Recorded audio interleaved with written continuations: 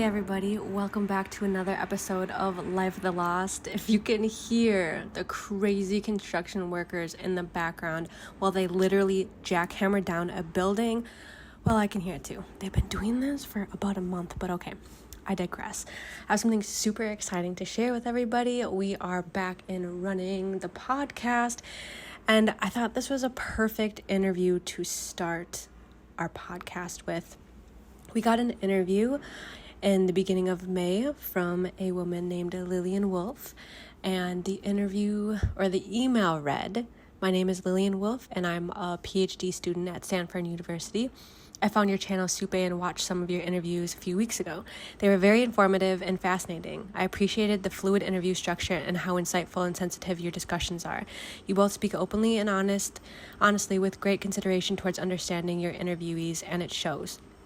As a transracial adoptee myself, I have a research interest in adoptees and how family support influences how they form their racial ethnic identities. Would you be interested in participating in a 30 to 60 minute interview with me via Zoom about your adoptive experiences? The one I have in mind is for class purposes and thus will remain confidential with that class setting. However, if you're interested in contributing to future and still confidential research, I hope to have opportunities soon for professional interviews, surveys for publishable academic research." And when I got that email, I was like, this is super, super cool. Would love to be a part of any kind of research and just kind of be able to talk to somebody openly about adoption and answer any questions that she has. And when I kept reading the word confidential, I was like, we're pretty open books. I don't think it needs to be confidential at all, which is why we are going to share the interview with you here. This is the first of 3 interviews. It's me and Sam in this one, and then we both kind of branch off and do our own interview. And I haven't heard Sam's yet, so I'm really excited to edit the podcast and just hear everything he had to say and share it with everybody. So this is how we're going to kick off season 2, and I hope you enjoy. Oh, I suppose I should actually formally introduce myself, shouldn't I? Good. Yeah. That would be good. Okay. So my name is Lillian Wolfe. I was born in China, grew adopted into a white family, raised in California, and then moved to Oregon in 2016 for my undergraduate and then master's. And then I eventually just moved there because I really liked the area. Had to move back for my PhD program, and I am just finishing my first year now. Oh, wow. Yeah. That's awesome. Thanks. Oh, that's what I was going to ask you. So you said you found us were you on YouTube or was it a podcast or? Yes. I don't know how you pronounce it actually. Supay? Yeah. Yeah. Awesome. Yeah, I actually found you guys on YouTube. I've been trying to look into adoptees and their experiences and not a whole lot of results. So I typed on YouTube seeing if there were like any sorts of interviews, and most of the ones I saw were like 8 minutes, 10 minutes, maybe. Yours were like the only ones that were actually long. So that got my attention a lot. Awesome. Yeah, that is good to know. We were, when we started it was kind of scary because we weren't sure who would even maybe like tune in or where this would reach, but it's really cool to hear that it reached you. Yeah, I'm like very happy because as I've been kind of getting into the adoption field, I've been realizing just how little research and information has been given. So the fact like anything exists is amazing, and the fact that you guys give such like in-depth, sensitive interviews is just a cherry on the top. It's really good to hear that. Yeah. So that brings me to a question. What got you to started on your YouTube channel? Like, what was your thought process going into that? I think what started us getting into it was just the kind of what you were touching on. It's a topic that no one really talks about. Mm-hmm. So personally for me, I wanted to kind of shed some light in terms of my backstory and how I grew up, and kind of hoping that maybe it could bring a sense of community, and maybe other people could, it could help other people that might be feeling alone or feeling like, very isolated with how they grew up, because it was definitely part of my life. So yeah, that was like kind of my original thought process on doing YouTube and creating videos and stuff. Nice. Yeah, I think I was also kind of in depth, like looking at Facebook groups of adoption, and I was seeing that our story doesn't really match it, so to speak. Mhm. So what I wasn't kind of, I guess, feeling good about was hearing how so many people had such negative relationships, in which it's hard because, well, relationships with being adopted, I guess. And I was thinking, okay, well, yes, when I was younger, it was really hard being adopted. But now that I'm an adult, I kind of understand like that there's maybe a lot more pros than cons. Mhm. And I was kind of seeing this space of adoptees who were very, very negative about everything, like abolish adoption. And I was like, whoa, whoa, whoa. And that also kind of just gave me a little bit of motivation for us to kind of talk about it more too, because I think it's almost like a taboo thing. It feels like in the adoption community to say like, not that like, oh, I have like this happy go lucky ending, but to Mhm. say, I am very like appreciative of all of the things that my birth mom did to, give me up and put me into a house that she had no idea in the United States. Like that anything could have happened. Yeah. And I feel for people who were placed in, situations in their home that they couldn't control, but somehow we got super lucky or blessed, or I don't know, where we were in a place where we're able to kind of have more of a positive twist on it. Yeah, definitely.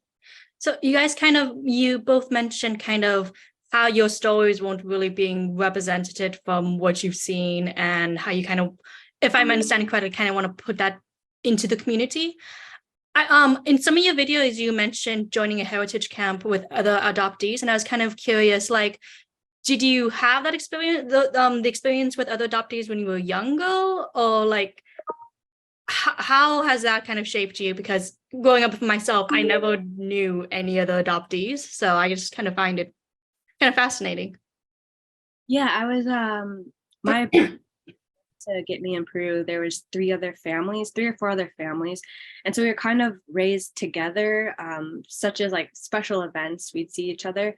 Mhm. In days. It wasn't a lot. And as we grew older, we kind of really separated. Mhm. All were very, very different. And so that kind of adoptionness, which you might think would like keep people together, didn't really. It kind of we just separated. But I did go to a heritage camp for about 2 years, and I felt very alone. Mm. It was just mostly it was during a time where I was a teenager, and there's just a lot of bullying, especially Mm. girls, and it was like hormones and all of these things. So it wasn't like the best experience. But yeah, I think, and you were raised with somebody who was adopted too. Yeah. I guess, yeah. I guess there's a lot of things I'm thinking about right now. Yeah, I was raised with so I was a product of a single mom. Mhm. I didn't have a dad, so it was just me and my mom, no siblings. And I was raised with my mom's like best friend, and Mm. she has a daughter who was also adopted, but adopted from America in Louisiana. Mhm. So that process kind of with adoption in terms of us growing up was very I feel like we were literally walking different paths. Like, she was kind of uh part like African American. So she was maybe dealing with a lot bigger of like, I guess, social like stigmas or back or like things that culture maybe she identified with, or her struggles between finding herself and between me trying to find myself as Peruvian. Growing up in the city, I feel we're very, very different. We gravitated towards very different cultures. I feel like growing up, I was very into hanging around with like Dominicans and like South Americans kind of Mm. primarily. And I know that she was like really into like African American, a lot like, you know, uh, African American friends. So it was very interesting that process. She definitely dealt with a lot more things than I did, and vice versa in terms of like how she felt, how she was judged. And I think a lot of it maybe was different too, based because she was a woman, and the gender inequalities, or what you find as roadblocks in your life, definitely is different. Yeah. to me. Thanks for sharing. If you don't mind me asking, well, it sounds like you and your sister, like you said, kind of walked really different paths. Was that always the case? Like, did you guys ever really talk about your race and adoption and kind of your background with each other growing up, or was that something you both had to like discover separately? Definitely think we discovered it separately. I do feel like it's hard to kind of beat around the bush. My personal opinion, I definitely feel like, skin color and the way that you look is definitely like a huge feature in terms of like you being aware of yourself in terms of other people around you. So I feel as though she might have had a little bit, this is my personal opinion of her, but like she might have had a little bit of an easier time or a different time than maybe I did. For instance, like, my skin was definitely darker than hers as like a specific like trait growing up. So we didn't really talk about it, but I definitely know that it affected me more than it did her. But it did affect her in her own ways. And I think it became more prevalent as she kind of got into her teenage years and adult years. But for me, it definitely started a lot sooner, I think, in terms of just feeling different, not identifying to a certain extent with my mom, and with her specifically too. It was just dealt with things that I don't think she ever really dealt with or experienced. So it was definitely an interesting time growing up with her and my mom. Yeah. Were you the older of the two? Yeah. I was older by I think a few months. But we were, more or less the same age. But Okay. Was there, if you don't mind me asking, was there anything you wish like had been different when you were growing up? Like if you could go back, would you have changed how anything occurred with your sister? Well, she's not like well, they're not, she's sorry, yeah, she Yeah, like yeah. pretty much like a yeah. long lost Like a sister. sister, yes. I think would I change about how I handled certain situations, or what would I change about in general if I could change anything about that growing up experience? I'm interested in both, so whatever comes to your mind. Okay. I guess the first thing that comes to my mind is maybe how receptive my mom was to things that I noticed that she didn't necessarily pick up on. I definitely know if I could change one thing specifically about my mom, it would maybe be her taking more serious consideration and understanding of my, the things that I noticed, and Yeah. maybe tending to that more seriously than she might have. I definitely think that if she did that, I probably would have felt more heard from Yeah. her, like creating a more, cohesive connection between her. But she, other than that, she was a great mom. And something about myself that I would have changed. I think about adoption. Heavy question. Yeah, no, I don't really know. I guess what I would change about myself. Like maybe even how you dealt with it, do you think at all?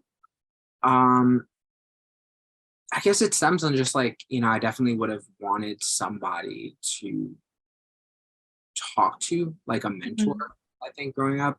But it was hard, right? Because when you're a kid, you're like rebellious and you don't want to talk to anybody. But it would have been nice to have, I guess for me, I struggled with like a lack of a male role model in my life. So maybe that would have been,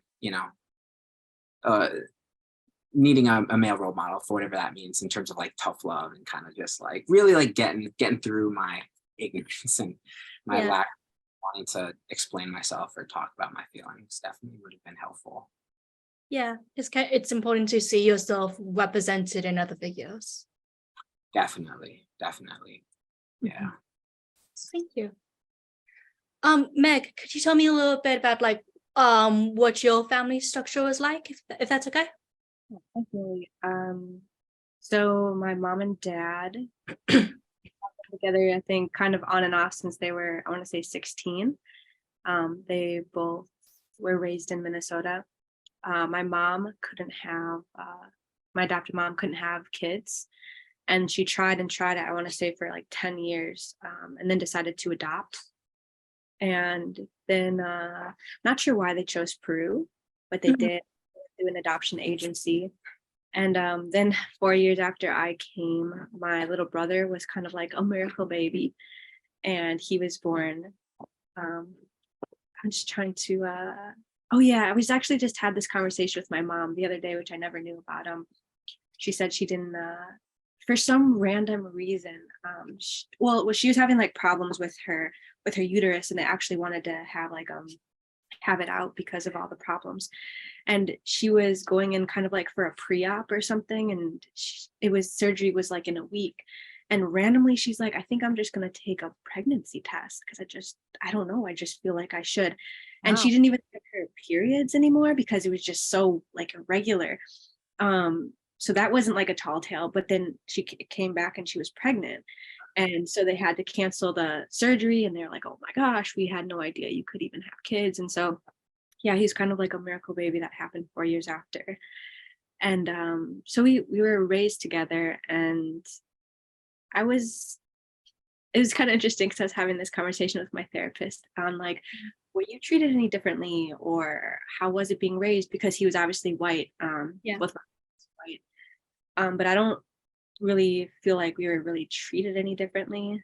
He was like better at sports than me, so like maybe more attention went to him as like opposed to that. But I mean, we both grew up in Minnesota in a little suburb, so it was pretty interesting. But we're very different too. So he had a lot of friends. He's very popular growing up. I was very kind of to myself, very timid, didn't really get along. Felt like I got along with too many people. So yeah, that's kind of a brief overview of my childhood. Thanks. Yeah, no, I appreciate that. That's amazing in your mom for like just kind of intuitively knowing that she should take a test, and wow, that is amazing. Yeah, so crazy. So did you and your brother get along a lot, like when you were younger and then when you were growing up? Yeah, I always had to look a lot. I don't know what it was as a kid. I had all like males around me, like all my cousins were primarily boys. So they all played hockey and basketball and baseball and lacrosse. And so I just really wanted to be a boy when I was a kid. And so I like wanted to dress like my brother. I wanted to do everything like him. So we did get along growing up. Your typical like sibling rivalry to an extent. But yeah, I can't think of too many. I guess when we got older, we're both very stubborn, and sometimes have a hard time talking about things that happened as kids. Our parents they fought a lot.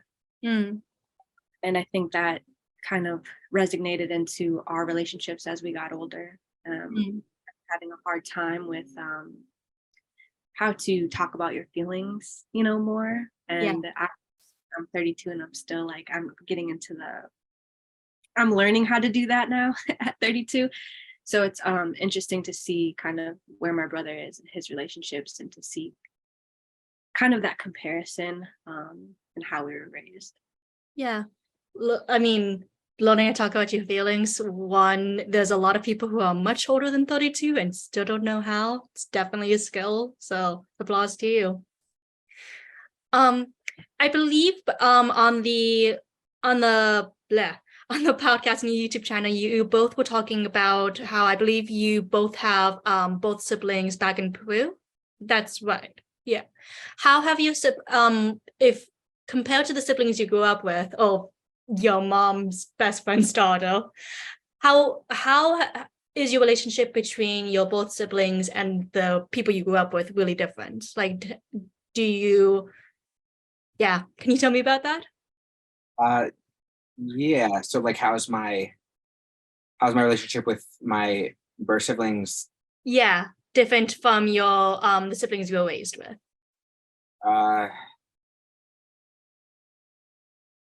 very different. I think Makes sense.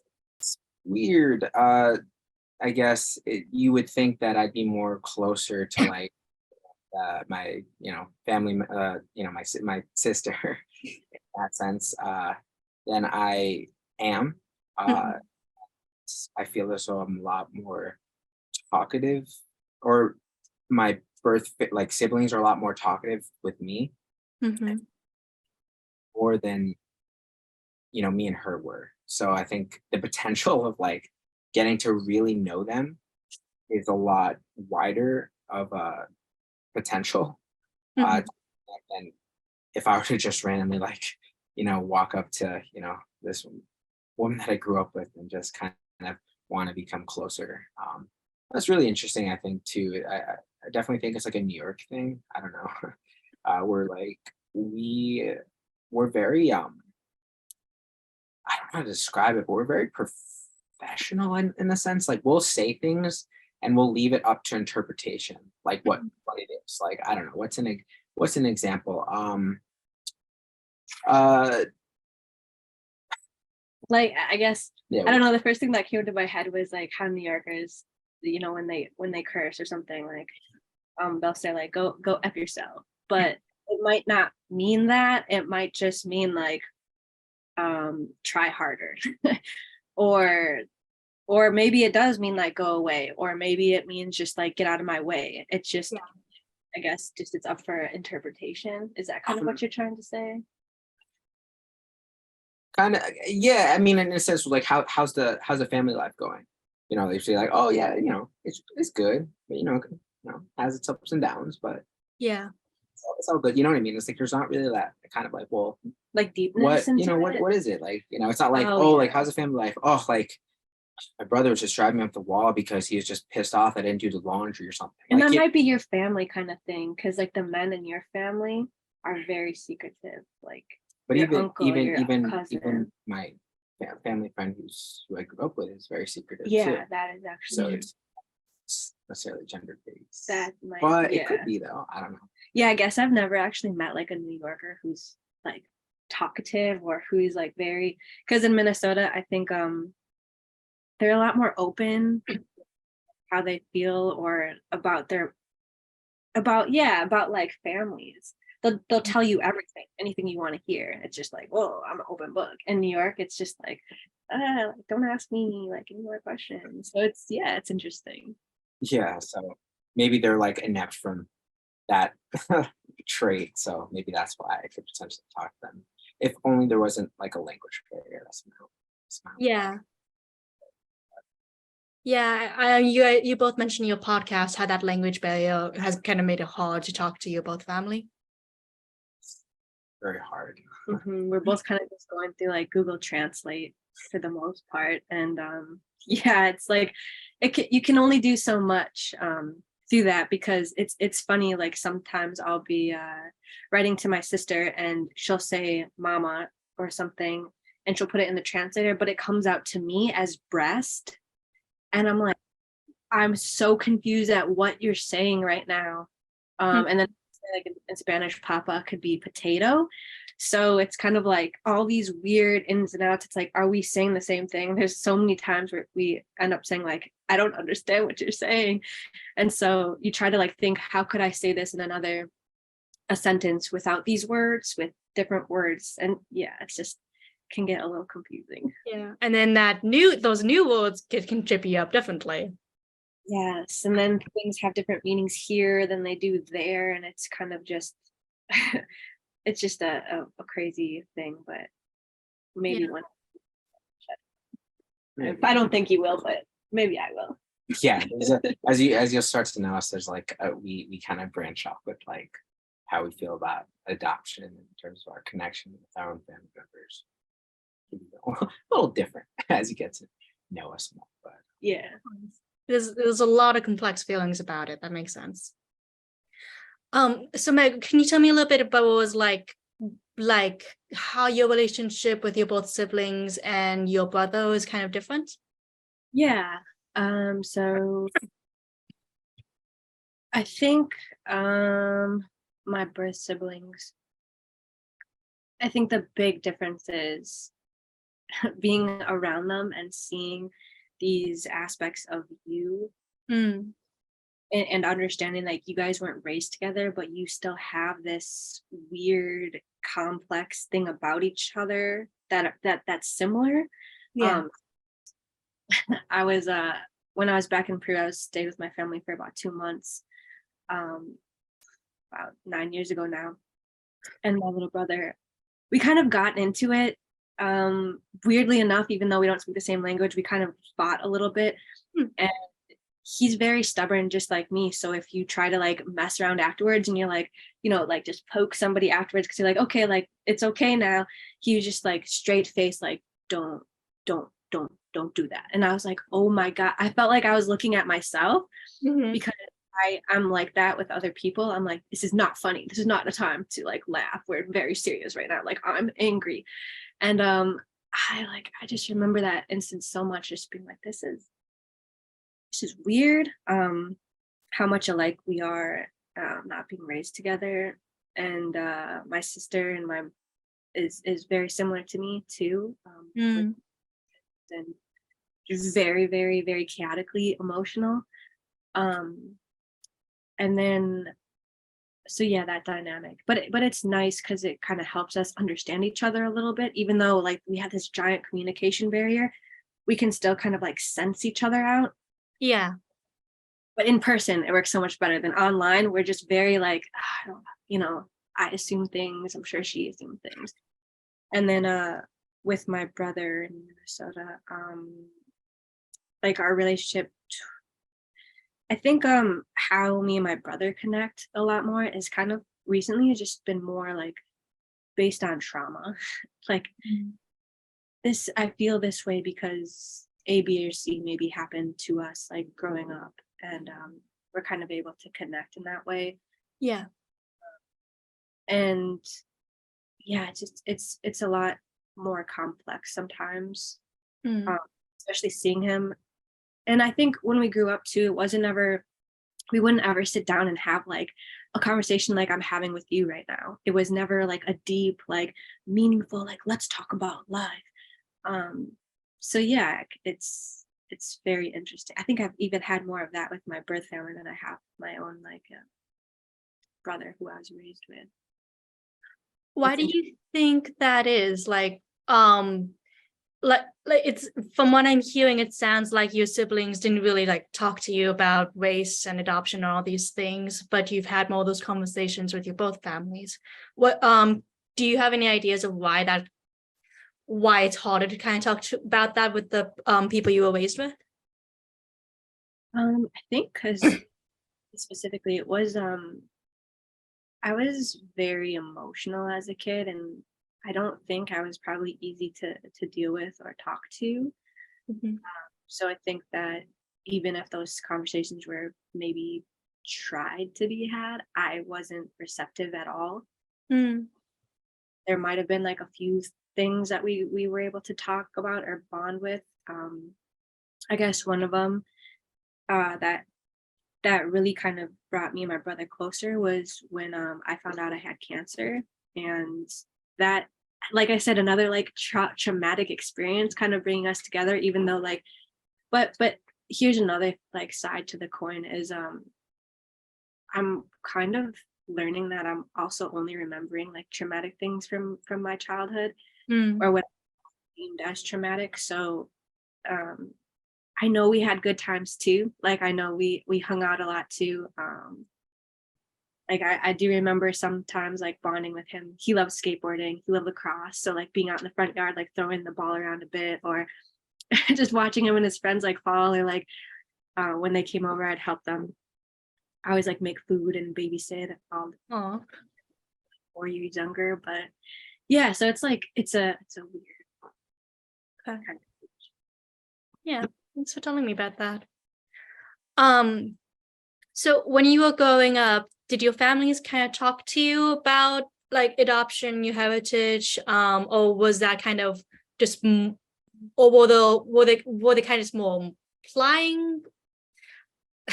How like explicit, implicit were the conversations with you about that? Yeah, my mom was very open with me.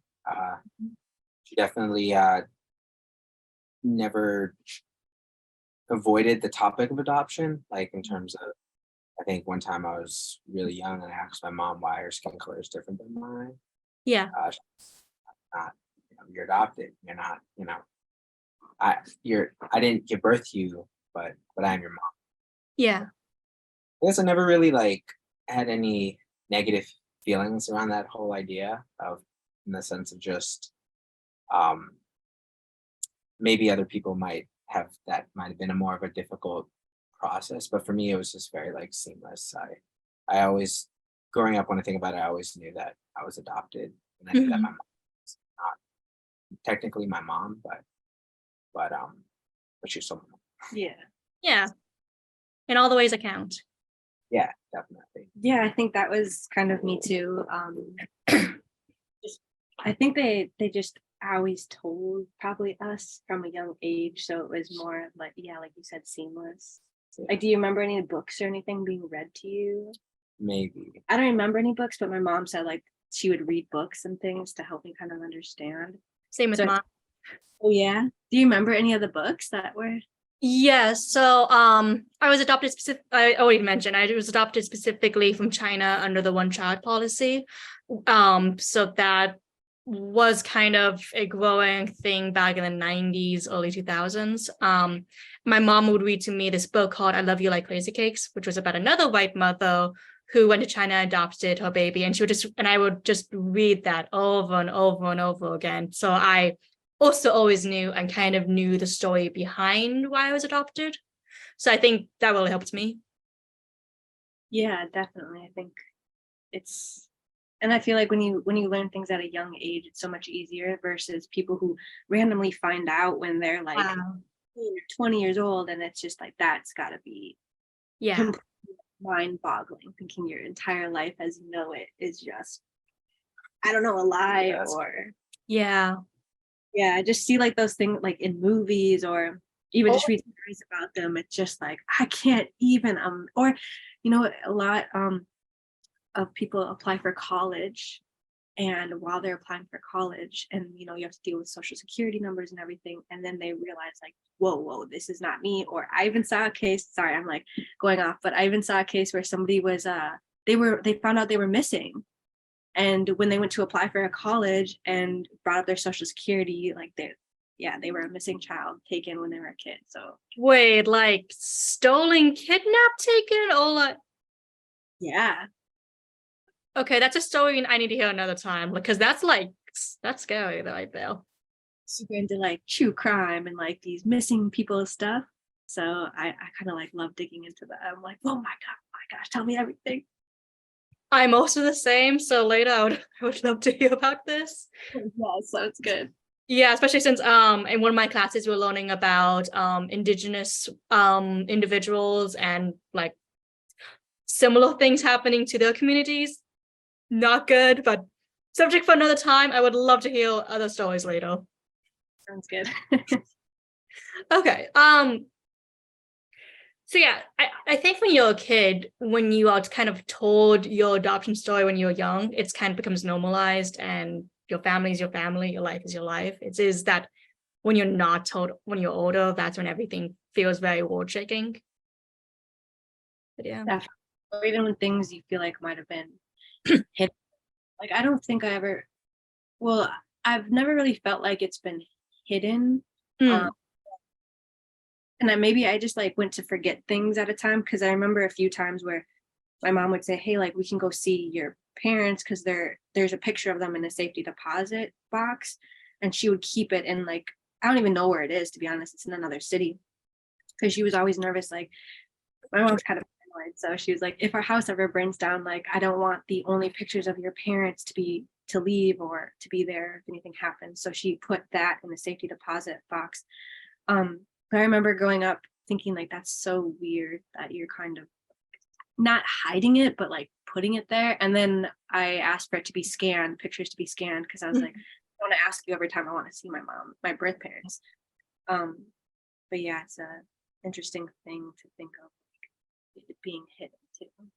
Yeah. Do you know if your parents went through like racial sensitivity training or anything like that when they were planning on adopting you two? I don't I know. don't I have to know. ask my mom. Yeah, I would have to ask. Yeah. Do you want me to text her right now? I could ask. If you want to, sure, go ahead.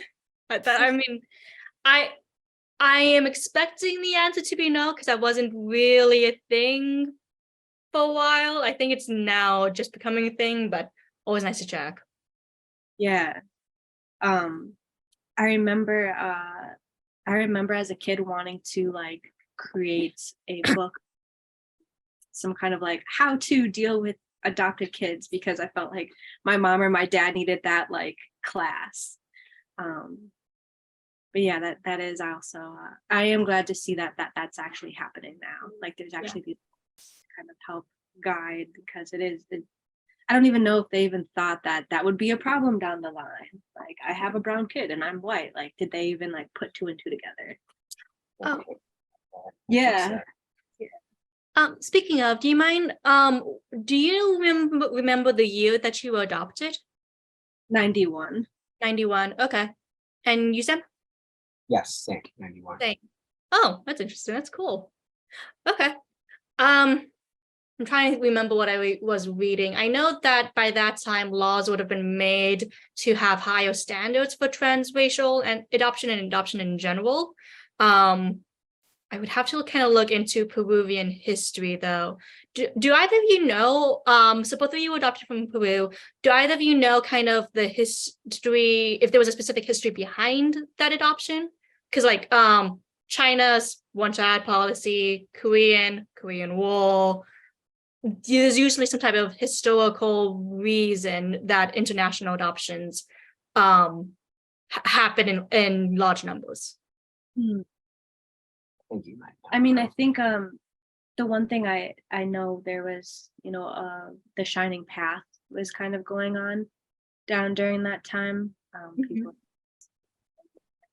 there's like a big kind of clash. I don't know like the details and if that may be related to it at all. Yeah, you should look that up. But yeah, I know that would be very interesting to see if there's like some kind of correlation.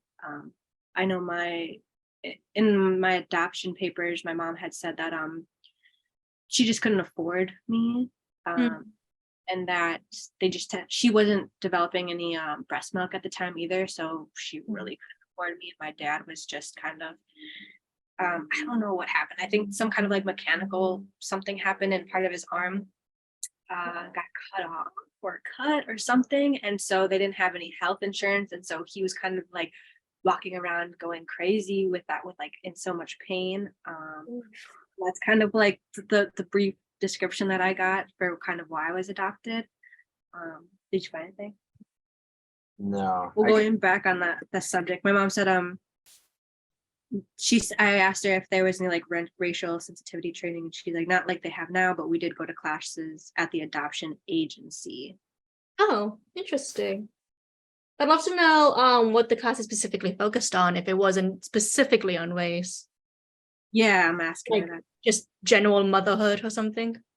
Maybe, yeah. I mean, the adoption agency was kind of cool because they had like picnics and stuff afterwards. I remember I stopped kind of going to them, I think maybe because the agency moved. I do remember that's where I got like my fingerprints done one time for the first time, because just in case your child goes missing. I was like, okay. Find anything? No, I didn't, but I definitely know that I guess some information maybe doesn't really tell you why Peru is adopting, but I know that my mom had previously tried to adopt from 2 other places that was going through a lot of turmoil at the time, and that was during that time, and also to Dominican Republic. They're just having a lot of issues like finalizing the adoption process. And I know the one thing I do know, I guess, is that Peru was one of the places that at the time was very open to adoption. Yeah, there was many hoops that you had to necessarily go through if you well, I mean, I don't know, I guess, about other countries as much, but I know that as long as you said that your child was like abandoned, dad was maybe no longer in the life, in the child's life, then the moms are able to give up easier. That's what I've heard in like a few situations. That's why like the Romanian case that my mom was trying to adopt from there, it fell through because they couldn't find the father. So you said your mom was looking in the Dominican Republic, and did you also say Chile? I got a little bit eaten up. Romania. Was Romania. Okay, so those were the 2 other countries you were looking at. Okay, thank you. And Meg, to go back a little bit, you mentioned that your dad was in an accident with his arm. How does that tie in with the decision to adopt you? I think because there was just so much going on, like my mom was trying to handle him. And then I found out later on, when I went back to my birth country, or the birth country for the first time, is that I had actually 2 other siblings that died before me. One I think caught pneumonia, and the other one drowned. Wow. And they both got. So when my mom had the babies, she would take them everywhere, and she was working in the field, and she would have the babies on her back, and it was raining one time, and that's literally how one drowned, and the other one, I guess, got pneumonia from being sick. It was something similar like that. But then it was weird because when I read over my adoption papers within the past few years, I learned there was actually a 3rd sibling that died before, and they hid that. I just recently asked about that. I think 2 years ago, I was like, in my adoption papers, it says there's another younger sister. Like, where is she? Like, well, she was older than me. And I guess she died as well. And so I think that my mom was just going through so much. I mean, she had 3 kids die before I was, or maybe she died after me. But regardless, I think she was just handling so much. My dad was very much in and out of the picture. He was working in construction, so he was traveling through different cities. And I don't know if he had families of his own or what was going on. I think that she was just very much alone and couldn't afford it. So then with him and his arm, I think it was just like that when he was around, she said he was like crazy. He was just like mentally not there. Not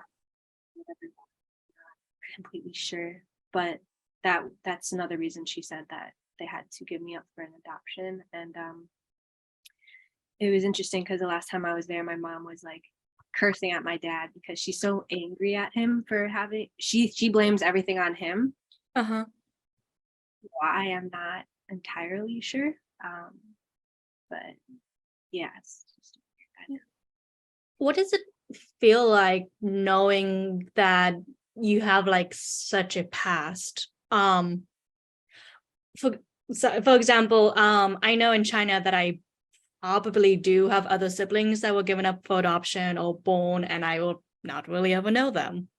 There's not very good records, and then like knowing that is definitely a very interesting feeling. And I'm kind of just wondering, like, knowing you are in contact with your both family and kind of like hearing that you had 2, maybe 3 siblings that had passed away. How does that? Can you tell me about what that's like? What's that is like for you? Yeah, I think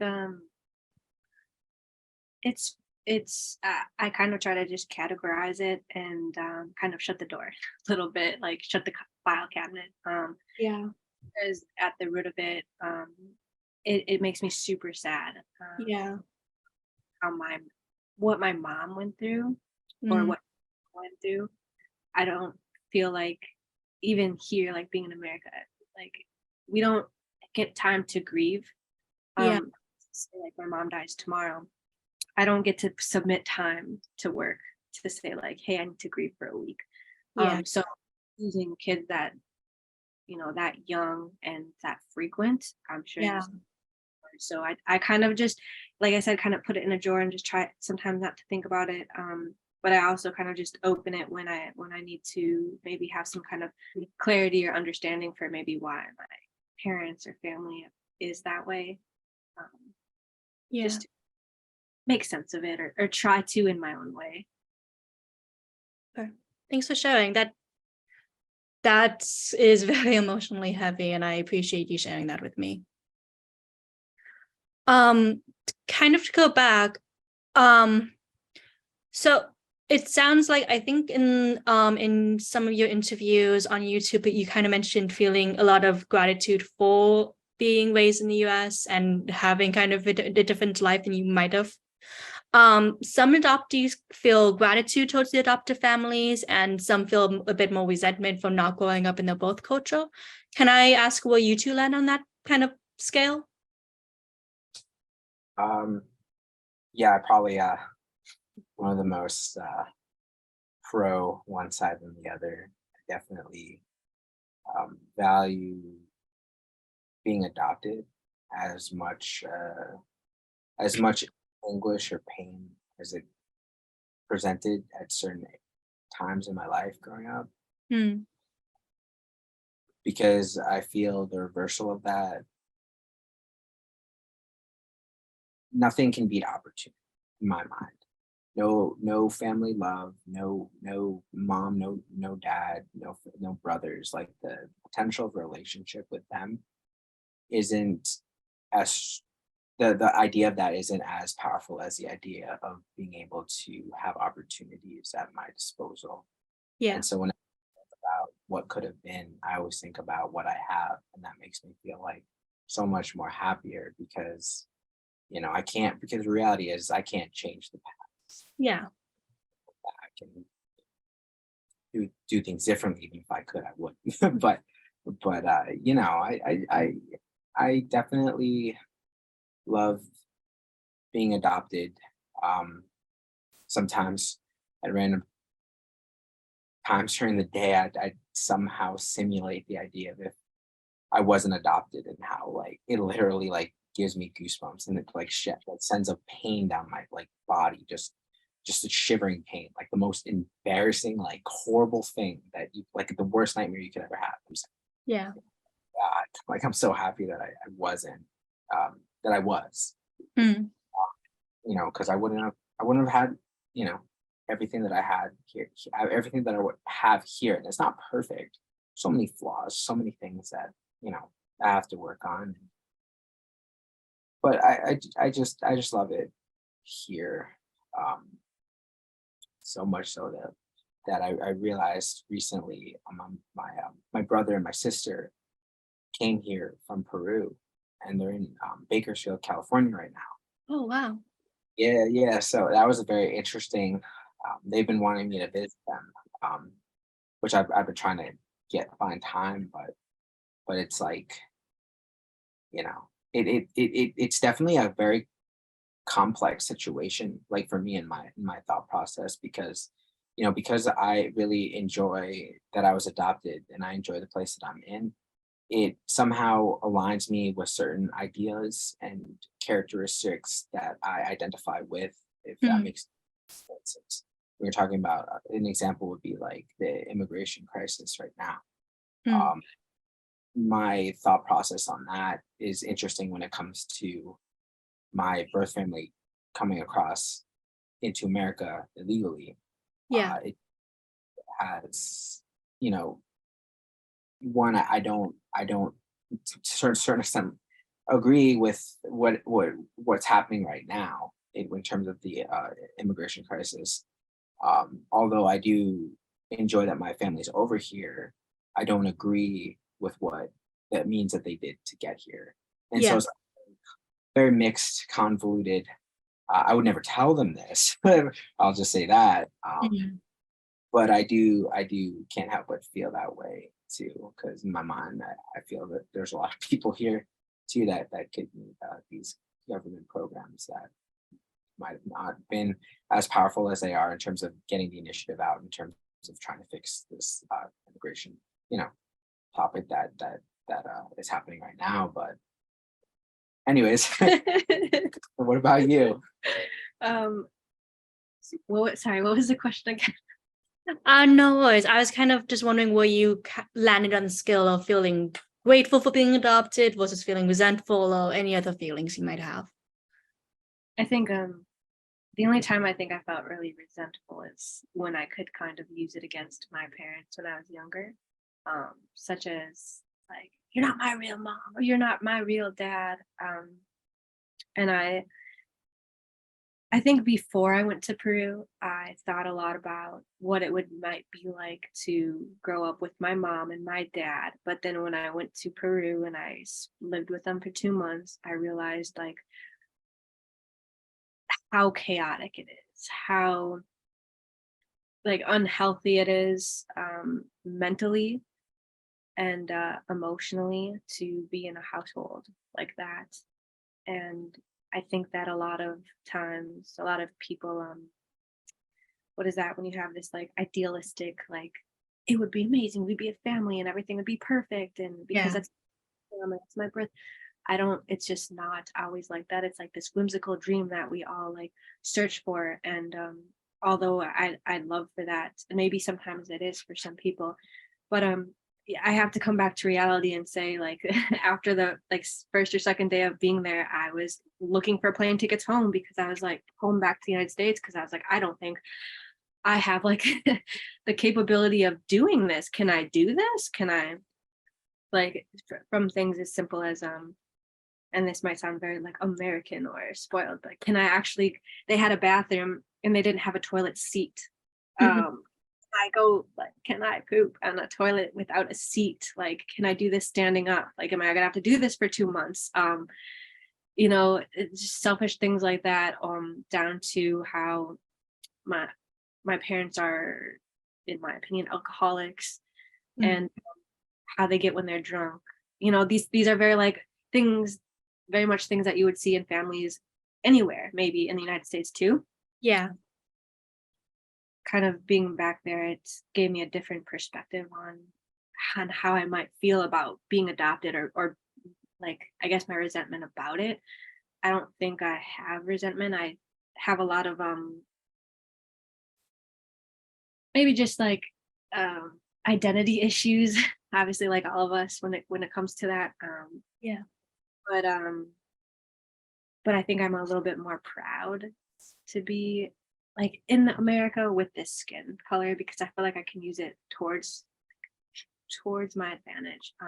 A lot of the jobs I've gotten are because my name is Megan and because I sound white, and I'll get in and they like that. I'm a color hire, and I've been told that before. It doesn't feel very good, but I got the job, and then that helped me get another job, and that helped me get another job. So yeah, I think sometimes you just have to work with what you have, although it might not be like the best way, and you might want to be like, I'm gonna stand up for this and I'm gonna be like justice or whatever it is. That's awesome, but sometimes you just have to what's that saying, like deal with the chips that are handed to you or something. Yeah, definitely. Like, sorry, what you were saying, definitely like about in terms of like why I feel the way that I feel, and I think a lot of it too is like the reality that my family wouldn't have been able to take care of my needs emotionally, like physically, in that sense, with um what my family gave me here. For instance, I definitely was a very like wild child when I was growing up. I got into trouble a lot. I got arrested. You know, you know, I was like very, very, very close to being like kicked out of my house from my mom. So yeah, I wasn't very easy to handle. And so because I feel as though, you know, I came from such a rock bottom part of my life and era of my life, I definitely feel even more strongly towards the resources and the networks that I was able to cultivate here. That I, so I would, judging by how you're expressing it, you weren't nearly half as difficult as I was Right. growing up, and you felt that there wasn't that, helpful psyche or situation at, Peru. I can only imagine what would have happened if I, didn't get adopted. And on the flip side of that, though, I sometimes wonder if that lashing out and that like kind of troubleness came from not one, maybe having a dad, but two, not being understood. So I'm Yeah. curious. Like, obviously, we could go back and forth on that about like if you were with your birth family, would you be like more understood, and would those like tendencies of getting in trouble more or less? But I guess like when I get into these like deeper thoughts that kind of twist and turn, I just think of what you always say, like, we're not there right now. We can't go back right now. We have to deal with like what we're doing right now and what we're handling right now. And that kind of helps me kind of get out of these loopholes that sometimes I get in. But that kind of just leads me to another point too, is like when I was 21, I was diagnosed with cancer, with thyroid cancer. And no way I would have found that out while I was in Peru. So, and they said I had it for possibly 5 years before that. So maybe 5 years after that, who knows would I still be here right now? Like, I have no idea. But that also depends too on, your lifestyle True. choices growing up. Yeah, because I was actually tested for if that was what is that called? Not hormonal. I was tested, genetics, if that was genetics, and it's not. So did I get that from being here? Like, I have no idea. Just like so many like weird things that I guess. Many questions. Yeah, could or could not, or did not. But yeah, I try not to go down that rabbit hole. Yeah, and definitely the stuff that I hear from you about adoption and people who have similar experiences or talking about adoption, the overall like sense is like very negative towards the people who adopt their adopted families, and I think that perpetuated my like. It's so strange too. Like nowadays, like everything, like it's like I've been living my life wrong like this whole time just because of like social media. You should you should do that. Have you been doing it this way? Well, here's top 5 reasons why this way is better. And I'm like, geez. And that's I think like too, like I never like needed to feel like so pro one way or the other until I got such a inundation of just all these predominantly negative uh comments about it. I'm just like, gosh, I feel like it stems from me feeling like bad that I enjoy being adopted. Yeah, and it's almost sometimes when I talk to people, they're like, they kind of hint to me that I might be like in a fog, the term like in adoption fog. And then I like second guess, like, am I in a fog? Like, am I not understanding? But it's hard, right? Because people are like, but you don't understand what like other people went through. And I'm like, you're right, I don't, because that wasn't my life. Yeah. And always supposed to feel bad for people, or I feel like empathy but say like, I'm so sorry, but like that's not how my story was.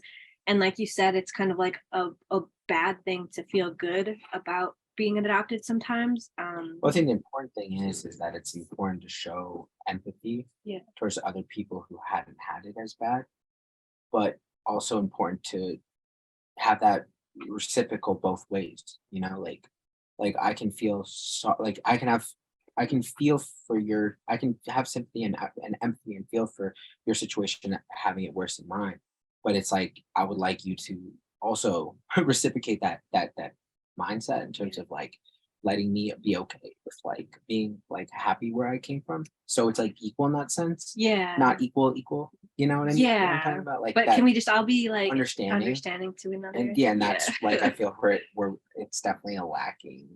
I feel as some certain areas of the adoption like overall theme. Yeah, of people's opinions and perspectives.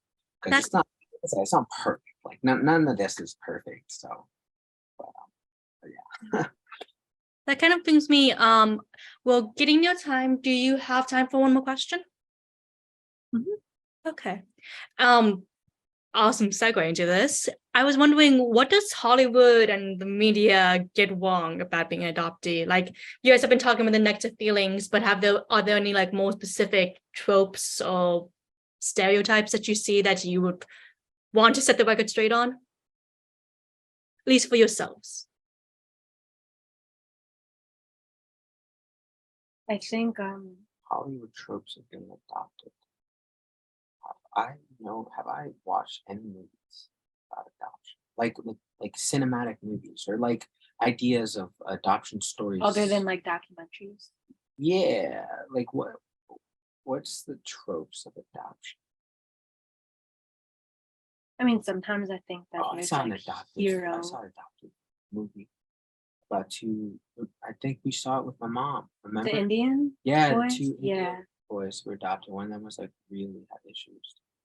Yeah, I guess. Well, I mean, I guess that's pretty accurate, right? Two adoptees, struggling with their identity, and one is struggles a little bit more than the other, Yeah. but they find that one of them finds their like happiness. And is it?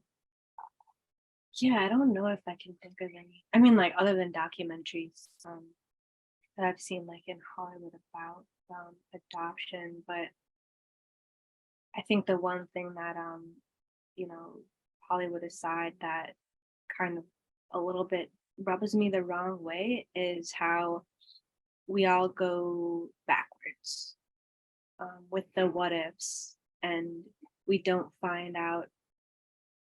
take the time to find out what makes us happy now.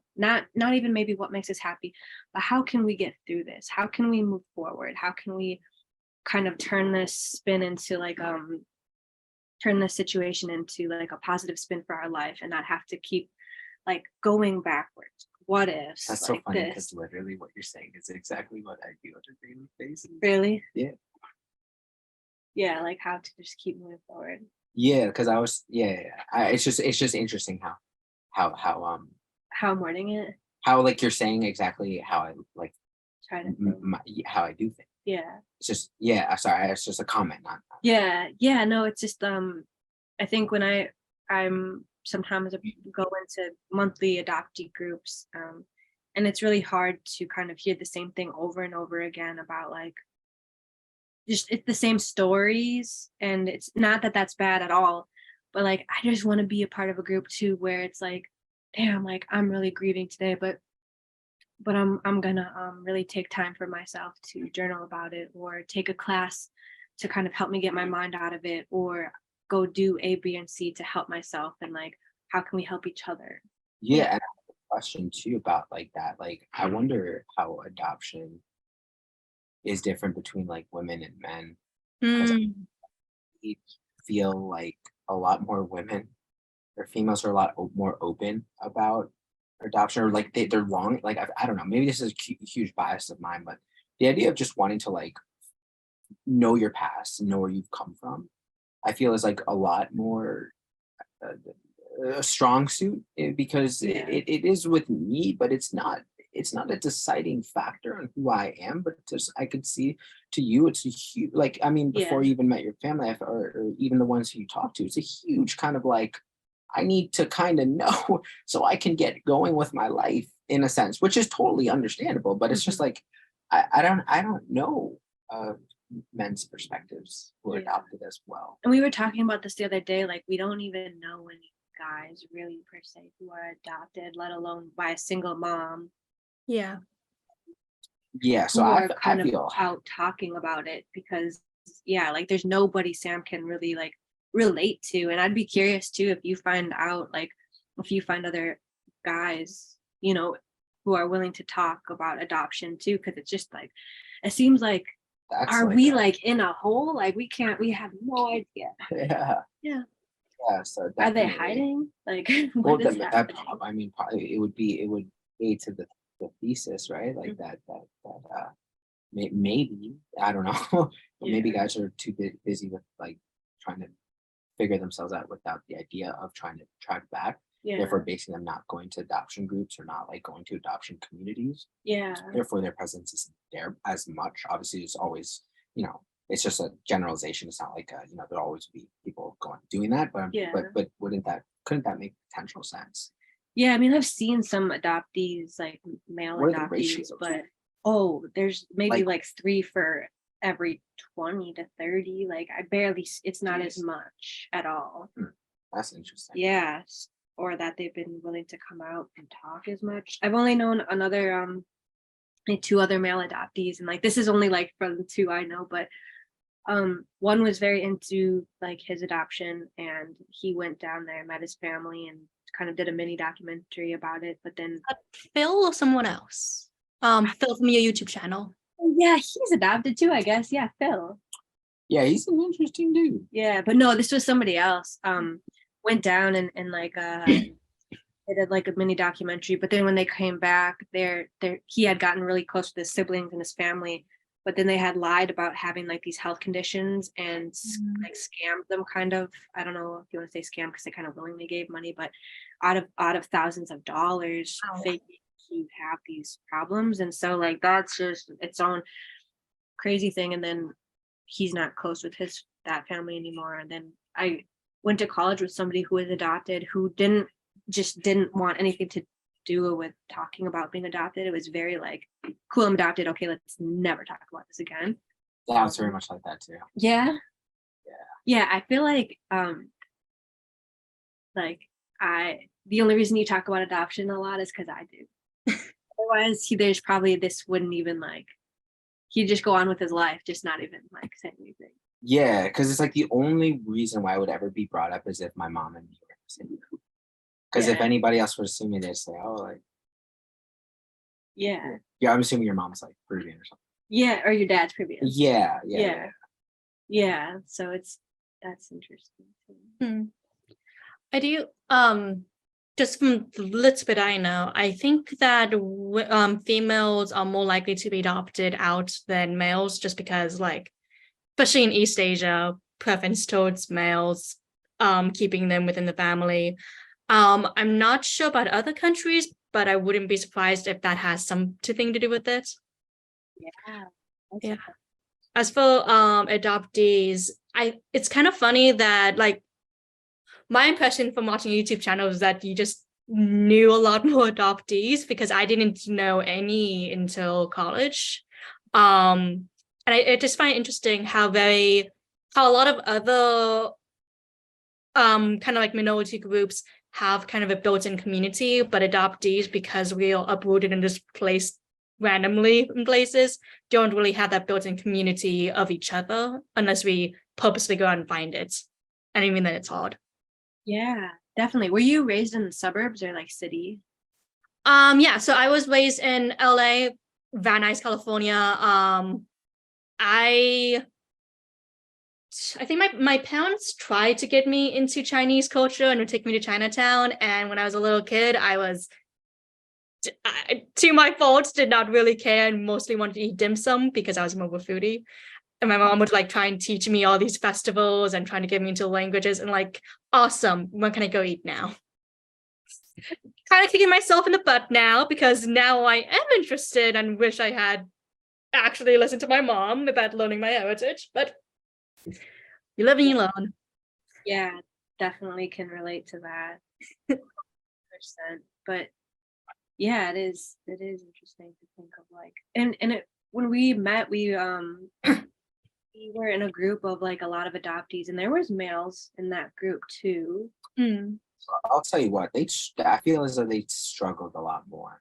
Like, I definitely struggled if my mom wasn't, I was a very like lucky, I'd say, in terms of just who I was, and the philosophical like ideas that triggered my mind to go into a more of a productive, successful life. I definitely, to others specifically, like, I don't know, let's say like, right, or right, there's 2 guys in specifics, 2 people specifically who were males who were struggled a lot, even a lot of them did. Yeah, and Oh yeah, You know, he still does. yeah, so a lot of them, I forgot, like, he's like you all don't these think people. about We that, don't but think about that. I'll tell you, was a level of depressed that I didn't fathom until later in my life. Yeah. He was older than us Oh, that's too. He was a interesting. lot That older than makes so us. much sense. Yeah, so we went down. How we met each other were, we went down with a group of adoptees that were meeting their birth countries for the first time as well. And they had never gone, so we all went with our families. And they had just pulled this giant pool together of adoptees from all over the United States. Yeah. We were all generally around 13, but I mean, like I think the 13 to, like, oldest 18. Yeah. Wow. So that's interesting. And some of us like really kept tight, and some of us kind of just dispersed. And Yeah, a lot of, and I knew another kid from Guatemala growing up. Here. Here in the city. He was not, uh, he didn't do very well. He got kicked out of my school. See the one we see every once in a while. No, that's just some dude. I don't know who that is, but Oh, I thought he was adopted too. I assume he is. Oh, But, okay. but I just feel for him. Yeah. that's something. Oh, okay. Yeah, this guy actually had, like, personal connection. Hmm. He was definitely struggled. He struggled, and his sister was adopted too. She definitely was. But I guess that's not what we're talking about, guys. So so the guys definitely, in my perspective, had a lot harder of a time. Why? I'm not quite sure. I think it's just from that perspective of men don't really like, it's not acceptable for them to cry or to have like feelings, where I feel like you growing up, like you've always been super emotional, but you've always been able to kind of, it might not have been easy to get it out of you, but you were able to kind of express it eventually, where a lot of these people are just like, they just bottled it up, and it just became like super toxic or scary later on. Yeah, I mean,